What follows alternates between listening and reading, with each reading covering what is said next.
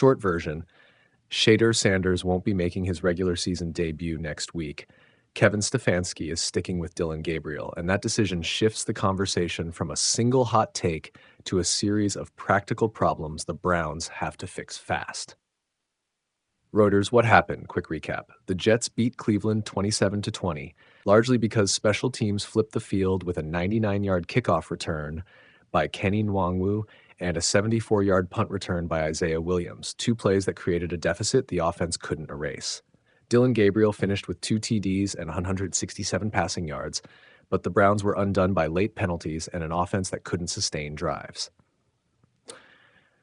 Reuters, why Stefanski will keep Gabriel. The plausible logic. Coaches generally weigh development, continuity, and locker room chemistry over spectacle. Swapping quarterbacks midseason, especially for a player who has only had limited first-team reps in practice and preseason, can fracture timing across the offense, OL receivers routing. Stefanski's message after the game makes that clear. He's opting to stay the course for now. Fox Sports, immediate implications. Shedeur stays a high-profile backup for now. It preserves the rookie's runway, but keeps fans impatient. NFL.com, the Browns must fix self-inflicted wounds, special teams breakdowns, late-game penalties, faster than they can reassess the QB room. Those errors change the result more than a single QB play did. Reuters, the front office faces pressure. If wins don't come, calls for staff changes will intensify. Patience is finite when a team sits near the bottom of the standings. Smart short-term plan, what the Browns should do next. 1. Controlled exposure for Shedeur. Scripted series or mop-up minutes so coaches can evaluate him live without blowing up continuity. NFL.com 2. Special teams and discipline triage. Immediate coaching focus on kick-punt coverage and end-of-game situational drills. These are low-hanging fixes with high impact. Reuters 3. Clear public checkpoints. Lay out measurable short-term goals for Gabriel and the offense so fans see a plan rather than only hear reassurances. 2. Roster OL review. If sacks and pressure keep piling on, the team should prioritize protecting whichever QB takes snaps. Bottom line, keeping Gabriel buys process, not guarantees. It's defensible but fragile. Cleveland must show tangible improvements, clean special teams, fewer penalties, better third down offense before the decision looks wise. If those fixes don't arrive quickly, the pressure to give Shedeur a real look will only grow louder. And the franchise will have to choose between reaction and construction. Reuters, you want the clean story. No timeline notes, no stage directions. Here's an 8-minute voiceover script in crisp American English, ready to record. Sure. You could feel the frustration in every play. Confusion on special teams, a stally offense, and a coach who decided to keep the same quarterback despite the uproar. The Cleveland Browns fell to the New York Jets 27-20, and the headline this morning is not just the loss, it's what the loss means for Shedeur Sanders, the rookie everyone's been begging to see. Start with the scoreboard. The Jets, who entered the weekend with 1 win, left Cleveland with a surprising victory. Why? Special teams. Kenny Nwangwu returned a kickoff 99 yards for a touchdown in the first quarter to tie things at 7-7. Not even 60 seconds later, Isaiah Williams took a punt 74 yards to the house, 2 special teams touchdowns in under a minute. If you're building a case that the game was decided outside the playbook, that's a pretty good opening argument. Meanwhile, the Browns tried to find answers on offense with Dillon Gabriel under center. Gabriel finished 17 of 32 for 167 yards with 2 touchdowns and no interceptions. On paper, that looks competent. On the field, it didn't get the job done. Cleveland's passing yard total for the game was a paltry 120 yards. They managed 158 on the ground. It's a team that moved the ball in pieces but never sustained the kind of consistent drives you need when you're trying to erase a special teams hole. And that, of course, brings us to Shedeur Sanders. Fans have been screaming for him. Social feeds lit up before kickoff with the same refrain, "Bench Gabriel, give Shedeur a look." The rookie hasn't taken a regular season snap yet, which to many feels like an absurdity given the team's record and the drama in the QB room. But after the loss, Kevin Stefanski delivered the line the organization has been rehearsing. We're going to stick with Dillon. That's the decision. That's the message. For now, Shedeur remains on the bench. Let's parse what that means. There are three immediate realities at play. Reality one, special teams killed the Browns.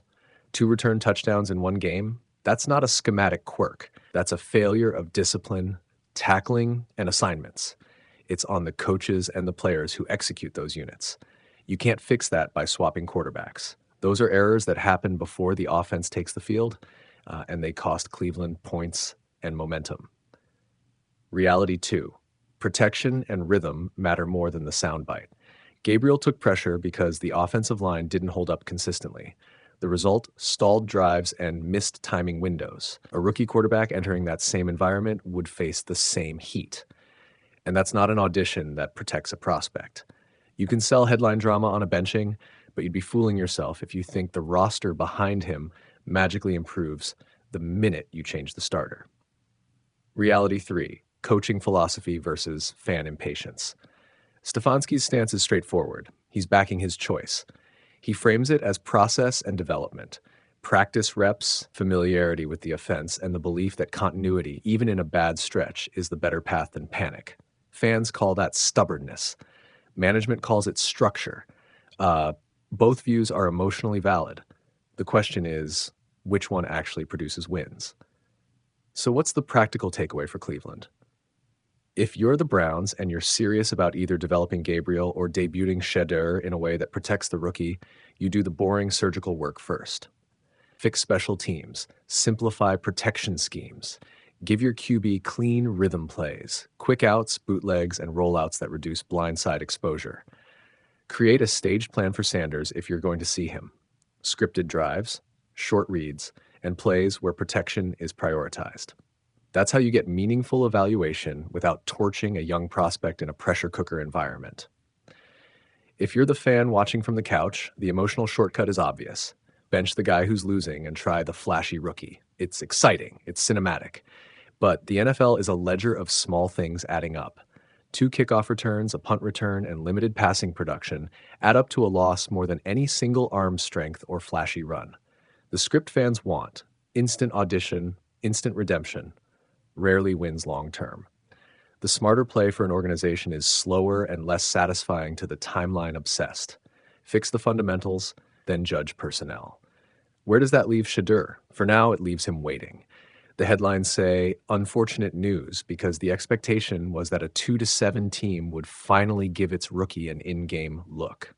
The reality is more prosaic. Coaches want to protect their evaluation and believe Gabriel remains the best short-term option. That's disappointing for fans and probably frustrating for the player. It's also a decision the Browns are making with a very direct worldview. They'll accept short-term pain if they believe it buys long-term clarity. What happens next matters. The Browns host the Baltimore Ravens in Week 11, a tough matchup where the coaching staff might be even less inclined to roll out an untested rookie in front of a loud crowd and elite front. If Gabriel gets a better protection plan and shows signs of rhythm, Stefanski's patience will look prescient. If the same problems persist, special teams errors, stalled drives, mental mistakes at crunch time, the pressure for a change will become unbearable, and the front office will have to decide whether to protect a coach or protect the evaluation process for the roster's future. On a human note, this saga is about more than just play calls. It's about a young player waiting for his turn, a quarterback entrusted with leading a team in disarray, and a coaching staff trying to balance reputation and reality. When organizations don't give clear paths, frustration grows. That's what we're seeing in Cleveland, a fan base hungry for action, a coaching staff asking for patience, and a season that's flipping from hope to audition to rebuild in just a few weeks. Final image, a rookie on the sideline, helmet off, watching the game he's been waiting for. A coach in a press conference repeating the same steady line. Fans on social media demanding change. It's a snapshot of modern football, raw, messy, and fast. The Browns have made their call. For Shedeur Sanders, this Sunday's outcome is unfortunate news. For the organization, it's another week to prove whether the process they're defending can actually lead to the results the fans demand.